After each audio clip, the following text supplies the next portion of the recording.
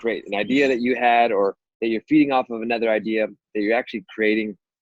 And that's something that is always valuable, because it brings your expertise, your knowledge, even if it's someone else's idea, that you're bringing your perspective. So created content is really powerful, but curated content is where you're taking maybe an article someone else wrote, and you're utilizing that to post and stay top of mind. We talk about that being defensive, right? Having it where at least if you have this curated content, it's almost like, and you always use this good way about talking about the news, right? You don't have to create the news, but reporters talk about the news. Now, I'm stealing that from you.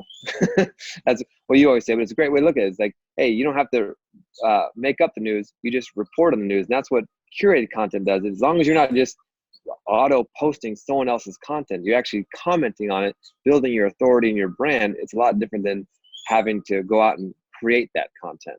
Those are the differences, creating versus curating. And Joe makes a lot of great points. And I feel like curated content gets a bad rap because a lot of people, they're not doing it correctly.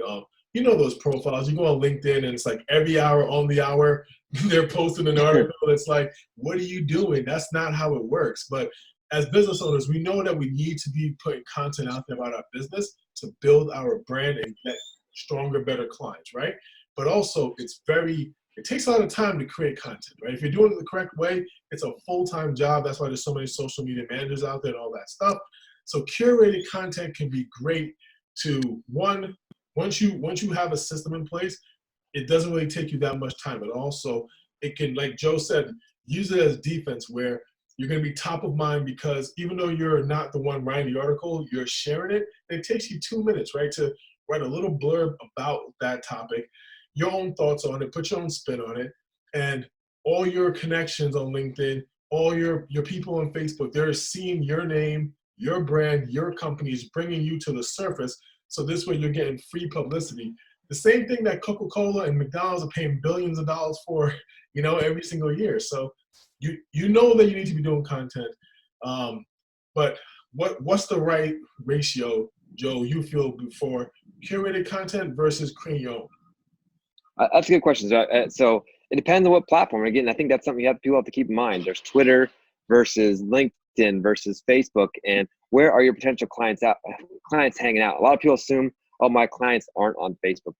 We've seen it. The demographics are showing that whether it's Facebook or Instagram, people are on there, and you just may not be able to find them because they've privatized their profile. But if you're posting on these different platforms, it's important to take a look at. So it's having a right mix and a strategy of saying, okay, hey, I'm gonna have some curated content because I want to make sure I'm at least popping up. So when someone jumps onto LinkedIn, they're seeing something that I've posted recently and that I've commented on. Otherwise, they'd have to go to my profile. This guarantees that if I'm going to take a week off and for some reason I got lazy and didn't spend that time doing content, I've got something popping up. So I think the mix is making sure that you have some created content in there, but also utilizing curated content so it's consistent. When you're consistent, the platforms like it. They show, hey, this person's constantly posting on the platform.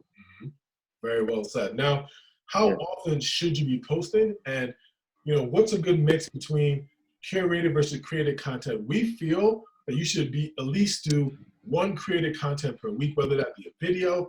If you love to write, that could be a blog, or you write your own article. It doesn't always need to be like a 10-page article or blog. You can easily do, like 3 paragraphs and just talk about a subject that's you're passionate about, and that will suffice just as well, So, so really having a mixture between your own created content. So I would say start with at least try to aim for 1 a week, and then mix that in there with some curated content pieces as well. So this way you're staying top of mind. Yep, and there's some great platforms. We're gonna share some with you guys. We don't ever like to try to use this group to pitch things, but there's some good companies out there that help you find curated content, how to do that so you can automate your pieces. So you can go on and do what you do best with your recruiting business. And at the same time, that you're staying top mind and relevant. And this allows you to expand, stay top mind with your prospects, and focus on what you're doing on a weekly basis. But also keep in mind, these platforms, you don't have to spend 2 hours creating content. We talked to someone that's spending 3 hours to do a 1.5 minute piece of content because they were overstressing all the pieces. They're still a social platform, so it's nice to have a professional side to it, but don't overthink it and feel like it's got to be everything has to be production with, banners and the flashes and look at us every single Name time, and all that stuff. name and all that. It doesn't have to be that. That looks like a commercial. It's a social platform, whether it's LinkedIn or Facebook or these different platforms. Let it be social, not a commercial. Awesome. So guys, really hope you love this update and this debate about curated content versus creating your own content. Joe and I will be back much more often, maybe even tomorrow. We'll see. So, we'll keep any questions, post them in the group. We love to answer marketing questions. We'll be the first to tell you, we don't have the market cornered on good ideas. Stole that from Joe. So it's good to contribute. What are your thoughts? Like, what is your opinion on, curated content? Is it the devil or is it useful? What's the mix that you use in your business? We'd love to hear from you, and go ahead and comment below and get into the conversation. Yeah. All right. Let's hear it. Thanks, everyone.